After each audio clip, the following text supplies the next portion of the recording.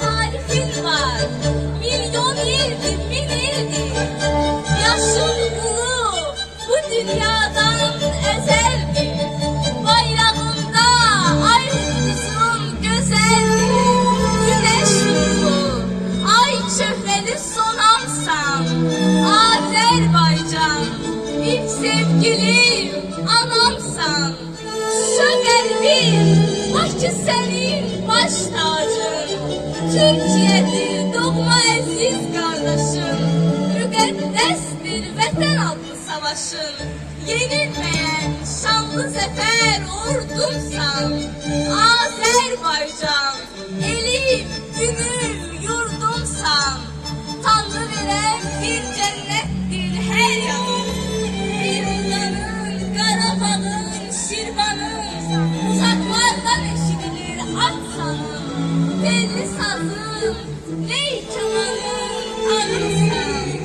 Azerbaycan, bir vefalı yarımsan. Göy Xəzərin, Arazın var, külün var. Şəfa verən ocağın var, dilin var. En şərəfli sıralarda yerim var.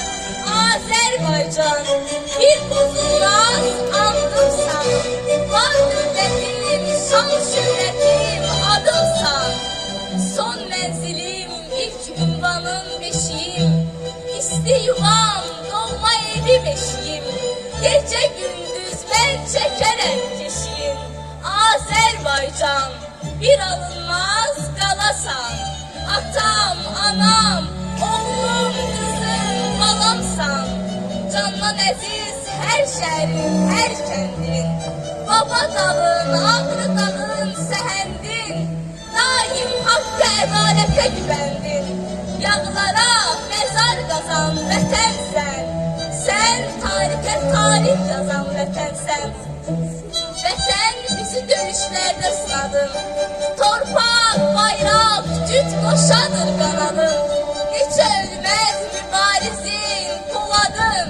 Vətən üçün candan gedən igidsən. Öz qanıyla tarix yazan şehitsən. Şanlı ordun düşmənindən öc alır. Heydər oğlu ilhamından güc alır. Bayraqların Qarabağda ucalır. Salam deyən Xankəndimiz, Şuşa, sen, Azerbaycan. Var ol seni. Yaşa, yaşa sen.